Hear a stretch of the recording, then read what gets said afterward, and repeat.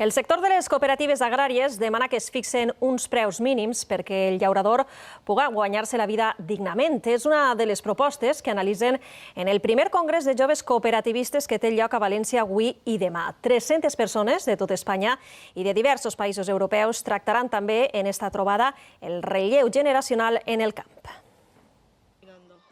L'horta és necessària, però no té futur sense relleu generacional. Avui en dia ser agricultor no és un treball atractiu per a la majoria de joves. Està clar, el que no podem fer és demanar-li a un jove que se dediqui a l'agricultura per a que sigui la seva ruïna.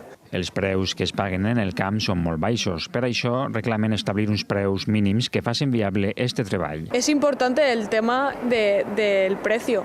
Si tú sabes que pudiendo trabajar en lo que te gusta, puedes tener un sueldo decente durante todos los meses, yo creo que mucha gente se animaría a poder participar en la agricultura, que es un medio de vida que allí estamos muy acostumbrados y nos gusta. Problemes que no són exclusius de les comarques valencianes i als quals diuen ha de parar atenció la Unió Europea. La reivindicació és europea, no és una reivindicació ni local ni nacional. Per tant, esperem que aquesta reivindicació, que avui és un clamor a nivell de tota Europa, es plasme en això, en una PAC adaptar a aquesta realitat. Un altre dels temes que es tracten en el Congrés és l'excessiva atomització del sector a Espanya.